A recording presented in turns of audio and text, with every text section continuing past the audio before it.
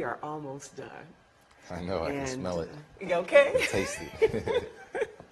And number one, I just want to let you know I really enjoyed being your mentor and your support provider, and you've just been a joy. And I just see that in your future, this is just a stepping stone to a lot of greater things as an educator, but I think also you're going to do a lot of things for this big change that we're now in. So number one, I just want to let you know that I am your cheerleader, one of them. Well, I appreciate it, and it's a two-way street, you know that. One of them.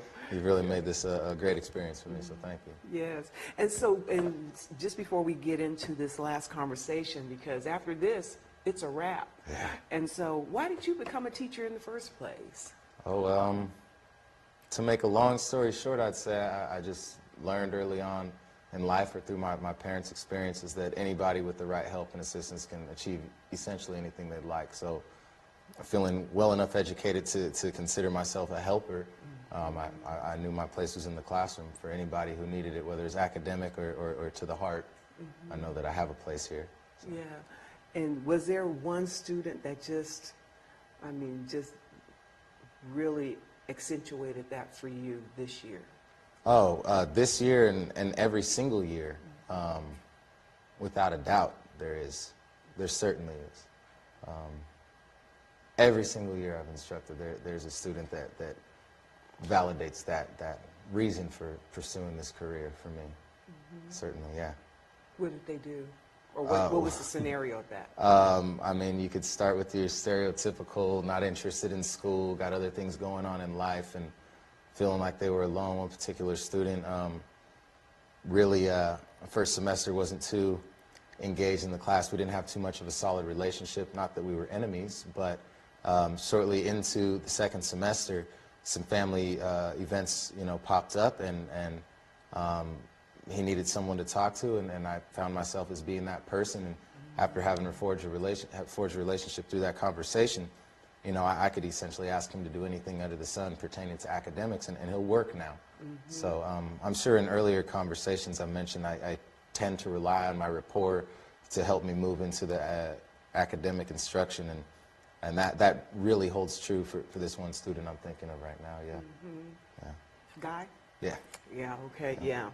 And you have been such a role model for a lot of young men here too. Oh, thank you. And so your work is just beyond this classroom and beyond your students. So we want to thank you for that. Well, thank you. Thank you very much. To them. It means a lot. Yeah. Okay. And then as we just look at what you've learned from your focus students that will help your teaching and your teaching practice. Well, every student's unique, and you can't, typecast any one student as being fit in a certain category. But there are things that generally you will encounter that there to a degree will be a blanket solution. My focus students, particularly, let's say my EL student, I implemented a practice in the classroom. Every time we read, everybody reads out loud, whether it's all in the course of one day or throughout the week, everybody will read out loud.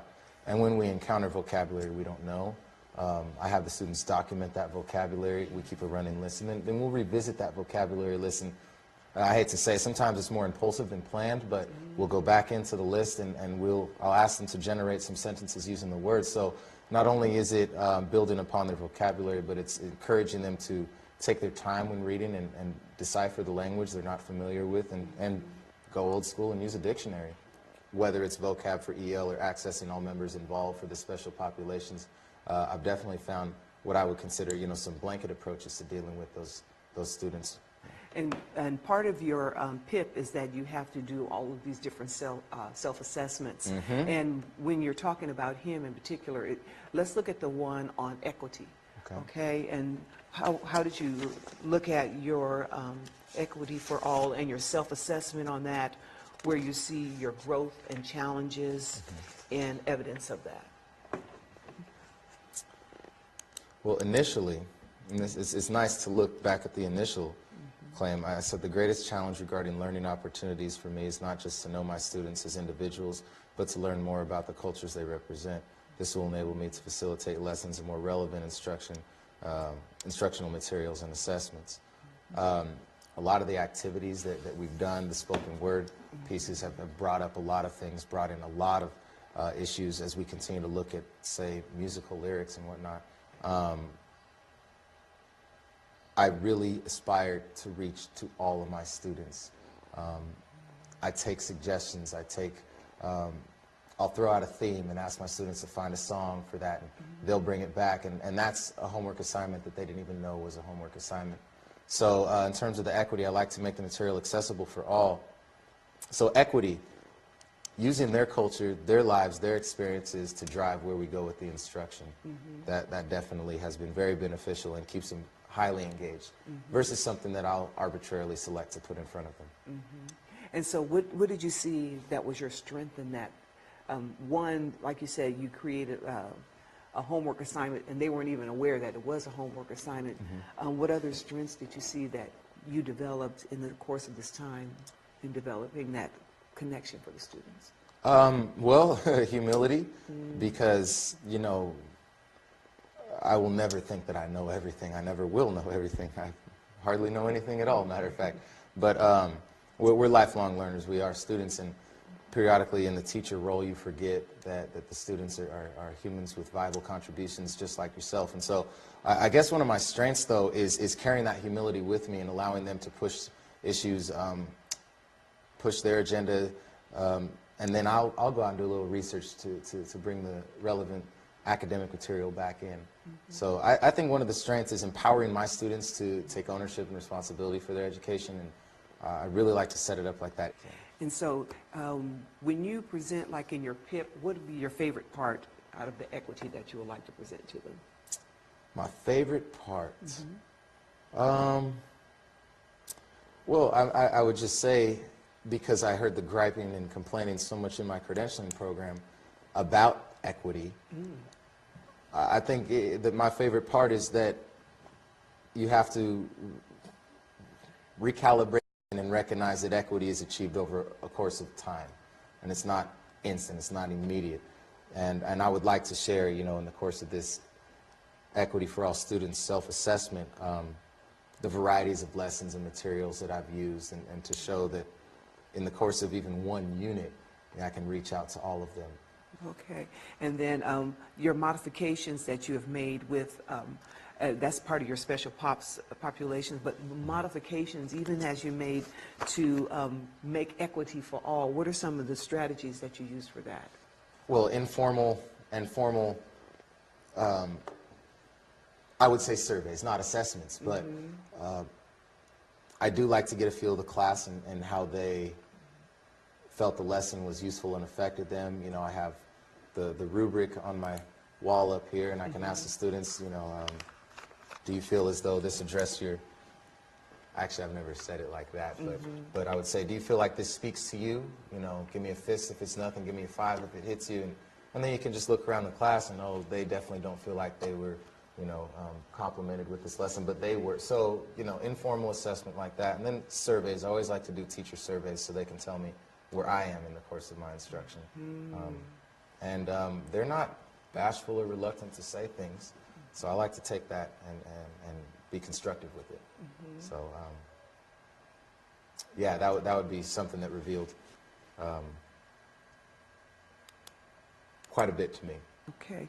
And so we're going to do the DOP one more time. Let's and do this it. is the last last one? time All with right. me now. Okay. And, you know, to go through this periodically in your practice just to see how you're doing, because as I'm your support provider, not only as you're doing it, I'm also reflecting on what, you know, yes, where I need to work on different areas too. Right. So here it is, your environment. So where do you think from the Okay. beginning of this year you were, and now you think where you are now? As an educator As in an this educator. area.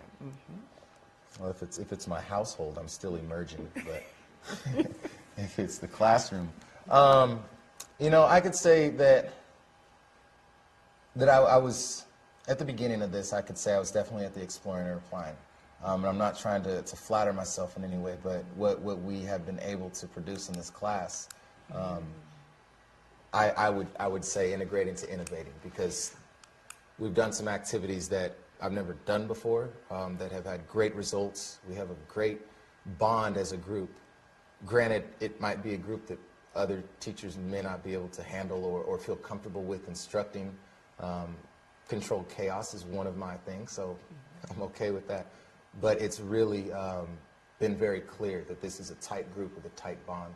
For example, at our last poetry showcase, I might have had one of the largest turnouts for students to attend. And I remember one of my students who is, I love him, he's got a great heart, but he is a handful, he is a challenge. And his reputation precedes him, certainly. And he says to me, as the night was winding down, "Hey, Jay, this was really cool, man. I'm so glad we all came. This was tight. Like, let's do something like this in class tomorrow." It's like, that's great. I love to hear that he's appreciating what his classmates have done because he went to watch them. So that was big at our poetry showcase. I think I had 5 or 6 students share, and I think I had 16 or 17 students attend. And why did they go? Why did those 16 or 17 go? And it was to support the others who had shared. Yeah. And last question. In 2 years, where have you seen that you have grown? It doesn't have to only be bits of, but how have you seen yourself grown as an educator? Oh, in so many ways. Maybe my first 2 years, I considered myself more a student than an educator, even though we're lifelong students, like I said earlier, fresh out of college. And so, reluctantly, I'll admit that I might have lacked the integrity that I should have had. And as I've grown as an educator, I'm about my business now. Certainly am. I wear many hats on this campus as well. So I've learned about the inner workings of quite a few different academies, organizations, and groups and cohorts and all the great stuff. So I'm taking my job more seriously, and it's not, the ego is less involved in terms of the students liking me. Like I said, I do rely on the rapport, and I will always use that. I'm less concerned about that as I am concerned about the students seeing genuine benefit and value from their experience in my classroom. So when a student expresses to me how much they like the assignment or how well they think they did on their paper, or they simply want to read something to me versus telling me a little anecdotal story from the weekend, which I don't discourage at all. I really support that. But the conversation has changed over the years, and I see that, and I've moved more into academia than that social realm. So I feel like I've definitely grown, and in part, partly because I was forced to reflect on all my practices and what was going well and what wasn't. And looking at the data as well, and letting the data drive the instruction. It doesn't lie. So I feel like I've grown in a number of ways, and will continue to grow. Well, I know you're going to blow them away at the pit. Oh, thank and you. It's, once again, one, it's been an honor to be your mentor and working with you also as a team member. You know, you're doing a great job as our leader with our English department, and just continue going on. You know, Thank you. You're Thank a blessing. Thank you very much. All right. High five, Bitsa. All right.